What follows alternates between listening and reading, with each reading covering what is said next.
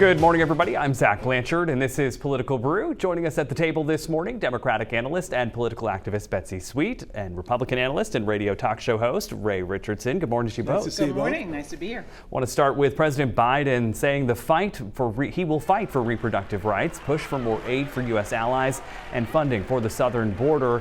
In his State of the Union address this week, the speech was at times very politically charged. He didn't name his former president, Donald Trump, but did call him and Republicans out, even talking about January 6th.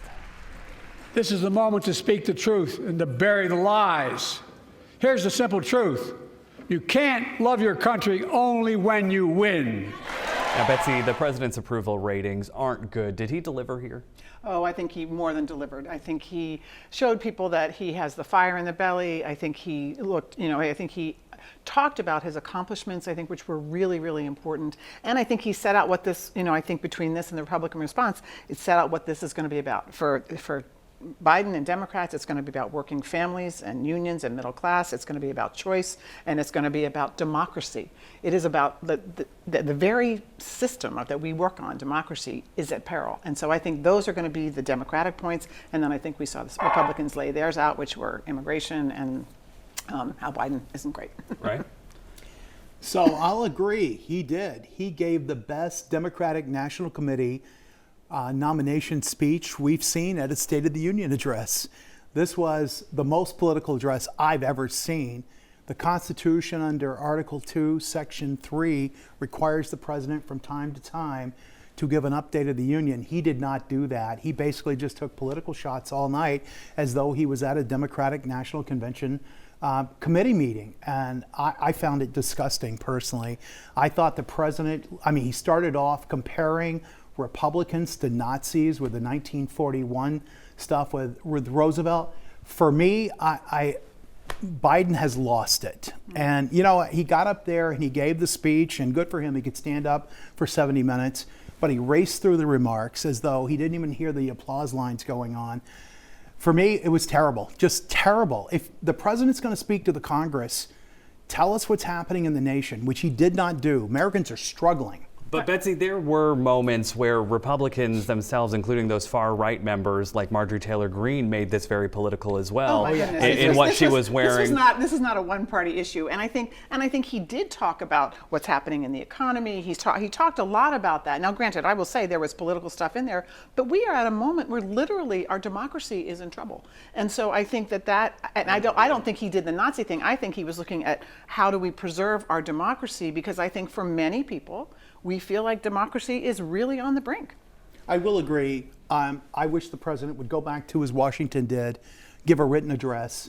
It has become nothing but a dog and pony show, regardless of who the president is, regardless of who's in power, what's going on in there. We have no decorum in the Congress. Yes. It's no wonder the people of the country act the way they do when the people we choose to lead our nation's government behave the way they do. And that's on both sides. I agree with you. Both sides. I can agree with you there. All right.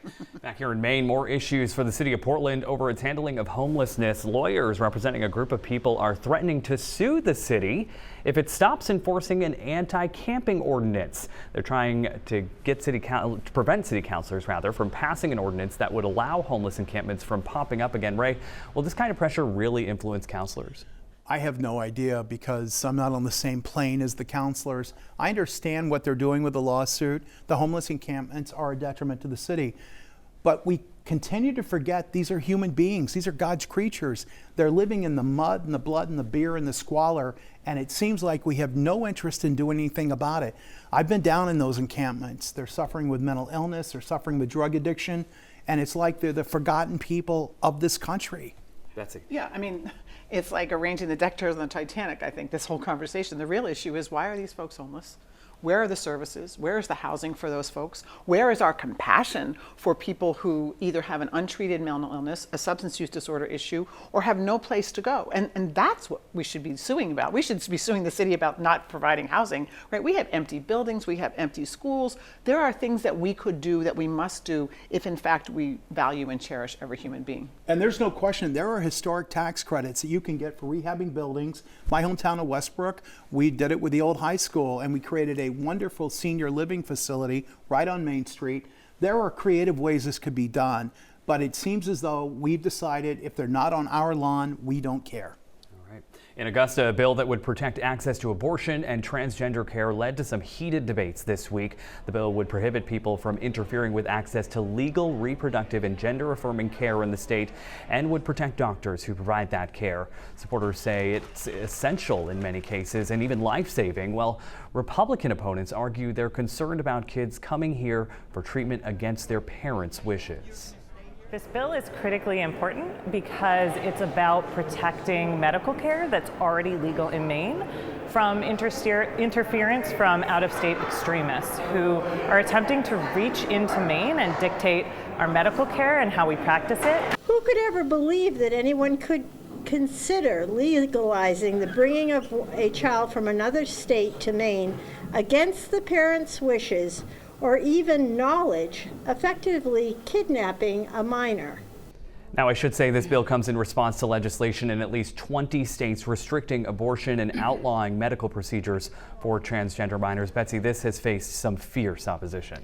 Yeah, and I think we have to be really clear about what this bill actually does. What this does is it protects medical professionals who are doing their job and providing what's legal care here in Maine. And so this idea that somehow someone's being kidnapped and brought over the border and comparing it to that, no physician, no nurse practitioner, nobody involved in this does this lightly, says, oh sure, come on in. It is something that is done with the parents. It is done with, this is taking the very difficult situations, moral, difficult, internal things that are incredibly hard, and making a political football out of the people who are the most vulnerable, and then throwing our doctors and our medical professions under the bus. It is awful. And the actual talk about not being civil, the actual hearing was disgusting and an incredible example. Somebody said to me, and it was really true, didn't those people's parents say to them, like, you can't talk like that to other people? Like, there was no civility, it was talking point after talking point, and again, going after the, especially I think about the younger adults who are really struggling with their own lives and trying to make it do, and to be eviscerated by elected officials was really horrific. Right. So I don't support gender altering care for minors. I don't. If adult wants to do that, then that's their decision. I believe in freedom.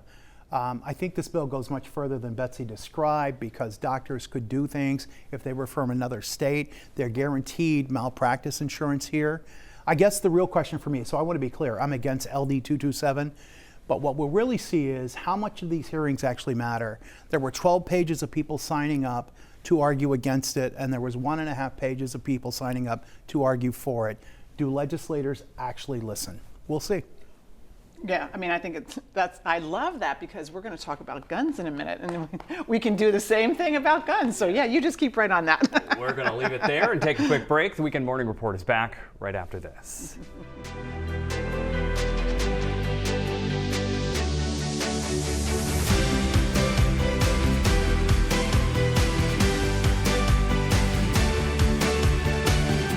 Good morning, everybody. I'm Zach Blanchard, and this is Political Brew. Joining us at the table this morning, Democratic analyst and political activist Betsy Sweet, and Republican analyst and radio talk show host Ray Richardson. Good morning. Thanks for sticking with us. Good morning. Good to see you guys. Awesome. I want to start with this. The Governor's Commission investigating the Lewiston shootings heard from members of the Army this week. 5 members who were subpoenaed to testify detailed the gunman's paranoia months before the tragedy.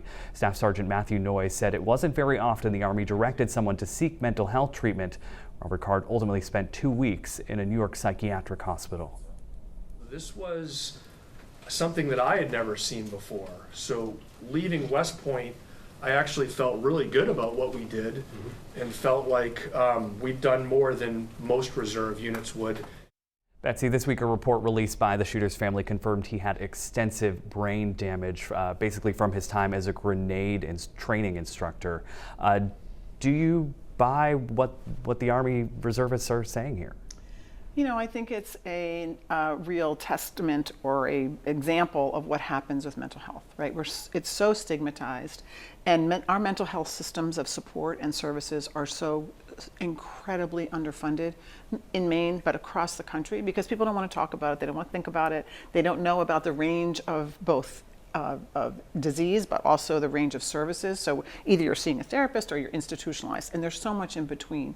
And I think that the Army's inability to say what was happening and to even test for a traumatic brain injury. So if you're treating someone for mental health issues and their issue is really traumatic brain injury and physical things that are happening in the brain, of course they didn't work. So I think, the other idea is that, for many, many people, mental health is a persistent issue. And so the idea that you're going to go somewhere for 2 weeks and get a pill or do whatever, it's going to happen. People need support, wraparound services, and that's what we are working so hard in Maine to make sure that we have for both kids and adults.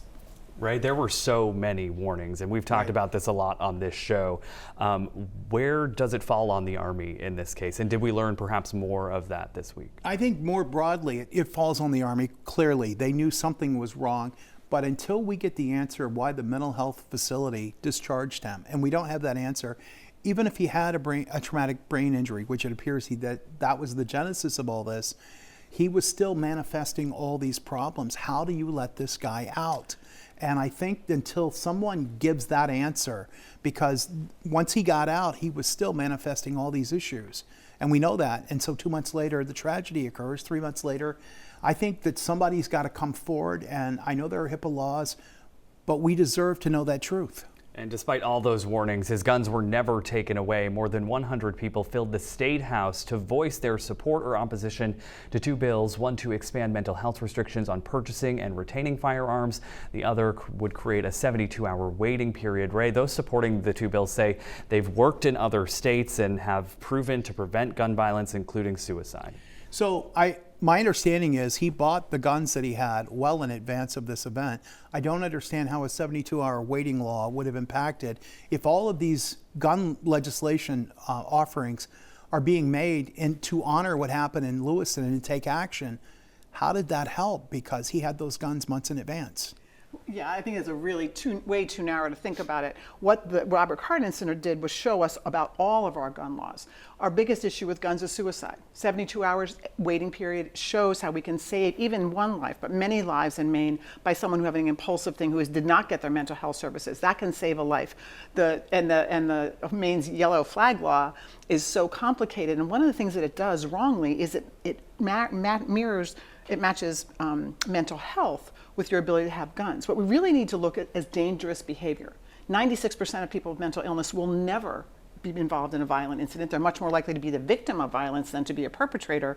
And so to tie it to mental health, to tie our yellow flag laws to mental health is a huge mistake. We need to eliminate that piece of it. We need to go directly, have families and law enforcement to be able to go directly to the courts, who are very used to deciding whether someone is dangerous or not. We see it all the time with protection from abuse orders. That's the lane that they should be in, and that's what we should do, which is really a much more of a red flag law. That would have helped with Robert Card. But we need to look at all of our gun laws, not just the ones that were specifically involved in Lewiston. And we know his family and so many people went over and over and over again to law enforcement to try to raise that flag. Yeah. And so the question becomes then, why wasn't there something done? And I know these guys gave some answers, but I think we need a more comprehensive answer. Everyone in his circle, his orbit, was expressing concern, and nothing was done. But I want to go back to yellow flag real quick. We've got to be careful about this. We don't want to be taking away constitutional rights in a willy-nilly manner. If someone expresses a behavior, is that a momentary thing where there's an outrage? It's not that they were violent, but somebody says, oh my God, I'm afraid he's going to shoot somebody. We can't take guns from people the courts, Ray, don't do that. But what you really answered your own question, I think, which is, why do people not take the guns? Why didn't they take these guns from Robert Card? Because we have such a pro-gun, pro-Second Amendment, absolutely people are trying to take our guns away, that law enforcement don't want to be liable for that. Doctors don't want to be liable for that. So people are so reticent to do anything about someone's gun rights that we don't, when someone is actually dangerous, we don't move in. I think the reticent part is when the behavior isn't clear. This behavior apparently was completely clear leading up to the tragedy in Lewiston. No, that's my point. Yeah. So I think we got to be very careful of taking rights away from law-abiding citizens. I agree with that. That is the worry here. That's why there's reticence. But I think we could all agree, when the signs are so clear, we could have taken action. Well, and I think we have to do that balance, right? So 72-hour waiting to save thousands of people from committing suicide, or an inconvenience of someone who wants to hunt and didn't think about it on Tuesday, but only thought about it on Friday. But and how wants to go many out people Saturday. buy a gun that we can document and then within 72 hours kill themselves? Many. How many can we document? Many. We can. We're going to leave it there. It feels like forever ago, but now to Super Tuesday, former UN Ambassador Nikki Haley suspending her presidential campaign after a crushing defeat by former President Donald Trump. Still, she didn't endorse her former boss. I spoke to Haley when she was in Maine a week ago about why she wouldn't support Donald Trump. I'm not saying one way or the other. It's not something I think about. I don't think I'm bound to anything. I think I'll do whatever I want to do should that happen. Betsy, why can't she just get behind the former president here? Because she doesn't support him and she thinks he's awful. So I think it's really hard. How do you support someone who you've been campaigning against for months and months and months, pointing out all the reasons that he is not fit to be president, and then have to turn on a dime and say, oh, I mean, you watched Mitch McConnell do the same thing. He struggled to answer this guy that he has said is not good, how he's going to endorse him. It doesn't make any sense. And so it really is hard. And I think we have to, what I think is really sad is that in this country where we have so many problems, that the system has produced two people that I think people on both sides have questions about. Right. Yeah, I mean, I think Nikki Haley has killed any possibility of 2028. I don't understand what she's doing. I do love the way you couch this, what seems like a long time ago. It does feel like a long time ago. Well, this has been going on this race has literally been going on for 3 years. And now it looks like the two guys that we thought were going to be in it are going to be in it. I don't know what Nikki Haley's doing. I haven't understood it since she lost big in New Hampshire. Chris Sununu could have been her ace in the hole, and he wasn't. But Republicans are clearly fractured here. You have someone like McConnell, who's been a vocal critic of Trump, saying he's endorsing him, and then someone who's campaigned against him, has worked for him, who wants to kind of unite the Republican Party, but can't get around him. So, well, I think Republicans have to come to a conclusion here, and that is we either want to reelect Joe Biden, or we unify and defeat him, and that's really the bottom line. Yeah, but defeating Joe Biden means reelecting Trump. It's not one or the other, right? So, right, look, Trump says things I don't like. His policies, in my mind, are better than Joe Biden's policies. And at the end of the day, let's be honest here. We hear all this stuff about anarchy. Every time the courts shut down Donald Trump, he adhered to the courts. The Supreme Court shut down Joe Biden on student loans. He went around them and then mocked the court. So if we're going to talk about anarchy here, maybe we ought to be looking at Biden. let's wrap things up with winners, losers. Ray, you're first. Well, for me, the loser, of course, was Joe Biden's State of the Union address. It was a political speech. Look, I don't agree with Joe Biden on anything, I don't think. Maybe the sky being blue, and that's a possibility. But if he had come out and given a traditional State of the Union address, fine. I wouldn't have had much to say about it. So I think he was the loser. The winner is clearly Donald Trump. It's Joe Biden and Donald Trump. And if Trump stays focused on the issues, he'll win this race. Betsy. So my winners of the week are, was International Women's Day on Friday, and it's Women's History Month. My winners are every single woman in Maine and across this country who work so hard and tirelessly to take care of people, to take care of our kids, take care of themselves, make things happen. And some people have said it's women who will save the world. I believe that. Let's get at it, women.